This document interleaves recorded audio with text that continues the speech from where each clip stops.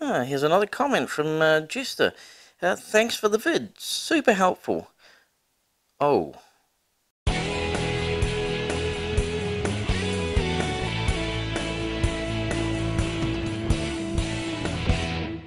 Hello fellow CNCnutz, and welcome.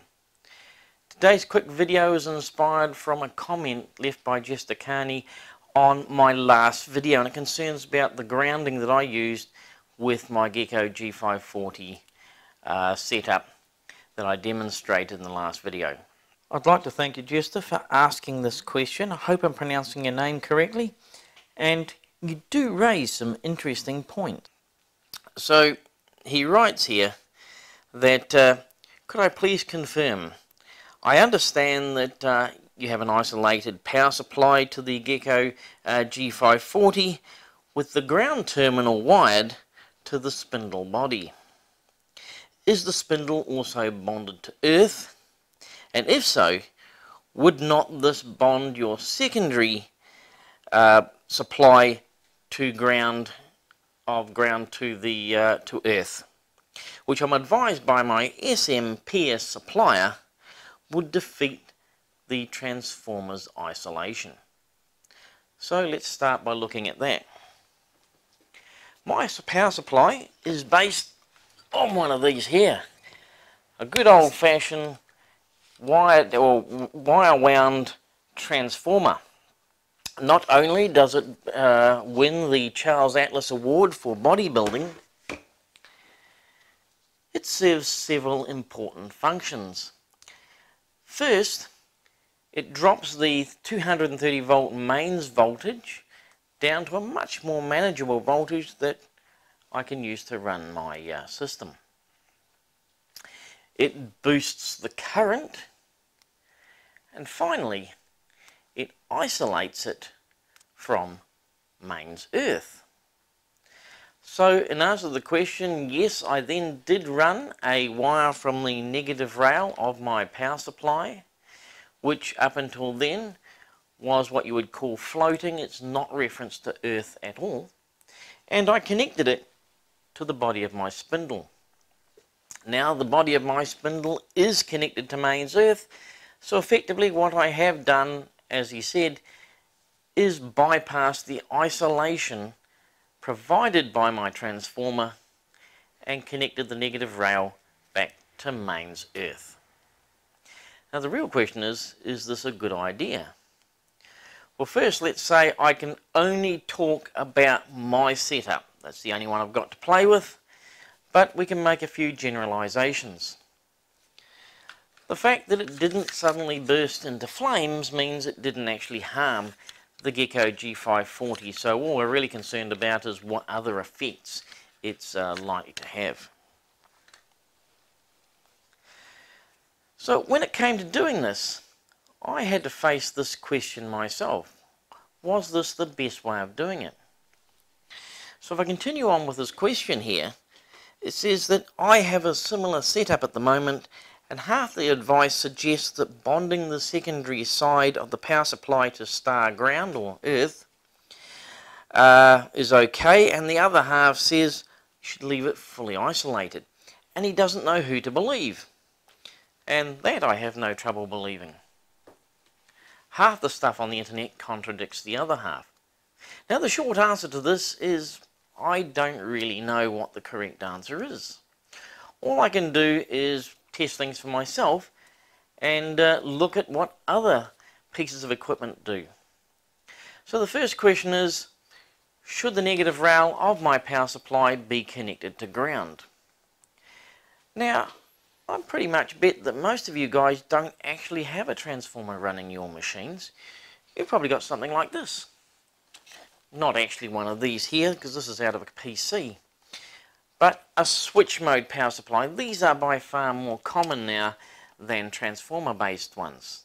Transformer based ones are heavy, expensive, and very large compared to a switch mode power supply, which is light, cheap, and quite small by comparison for the same current rating. So I basically attacked my power supply with a meter and did some measurements. I found that the earth pin on my power supply here is connected to the case, which is a good thing because the high voltages in here, if something goes wrong and end up in contact with the case here, I want this here grounded so that my bad day doesn't become an even worse one and I end up being electrocuted.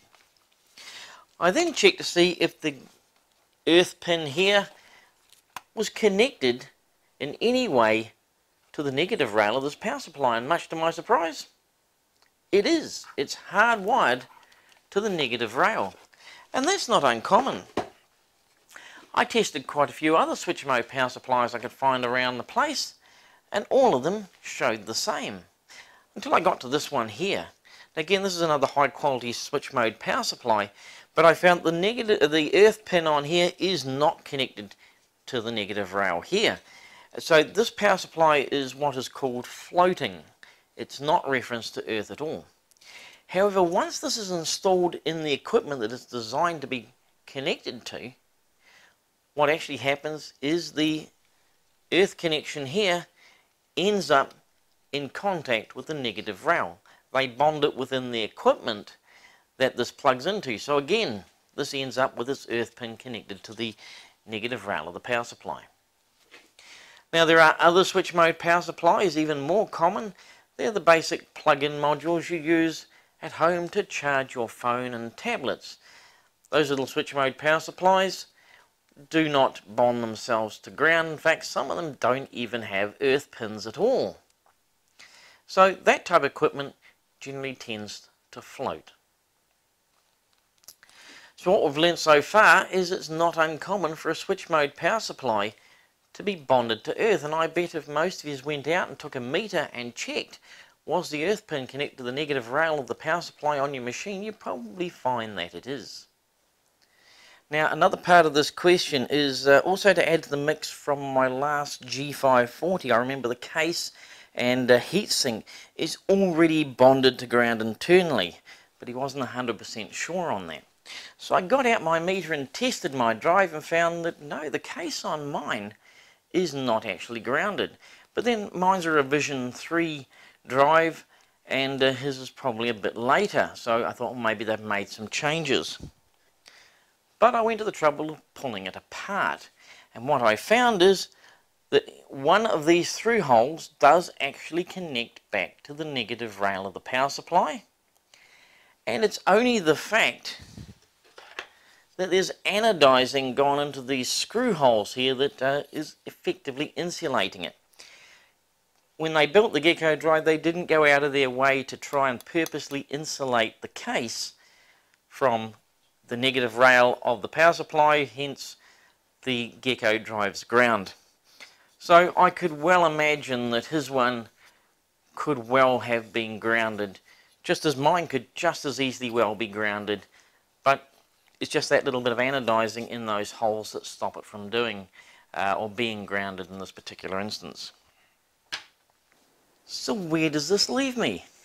Should I have done it the way I did and effectively bonded the output of my power supply to mains earth? Well, I still honestly don't know. All I can say is this is my setup and this is how I did it. This is the sort of thing I looked at before I did it and came to the conclusion that I did, and at the end of the day I like how easy it is to use, not having to use a clip lead when I use my tool setter. Whether it's the correct way to do it or not, I honestly don't know, and there seems to be quite a bit of debate out there. At the end of the day, all I can say is, weigh up the information you've got and make a decision from there. Now I will tell you a couple of things. Do not create earth loops. Don't go running earth wires all around the place and bond them at multiple points. You'll create noise in your system and that will cause you problems. Just because my chassis here is connected to the negative rail of my power supply and hence back to my Gecko, if I want to use limit switches, then I will run 2 wires. I will run that negative rail and I will run the switch input, because I wouldn't trust using the body of the machine in place of that negative rail. If you're running shielded cable, make sure you only connect the shield at one end of the cable. Do not connect it at both. So for instance, if I was running shielded cable to my spindle here, I would connect it back at the VFD end, and I would make sure that the shield here was not connected to anything. Connecting it to earth at both ends would cause an earth loop, and I'd have serious noise problems. So, I think I said I was making a short video on this. I suspect I've failed miserably. And we're probably still no further ahead than we were, so I'd be interested to know what your thoughts are. How's your setup done? Why not leave a comment below in the comment section of this video. Well, that about wraps it up for this episode. Thanks for watching. Don't forget to like and subscribe. And join me next week for another video. Cheers.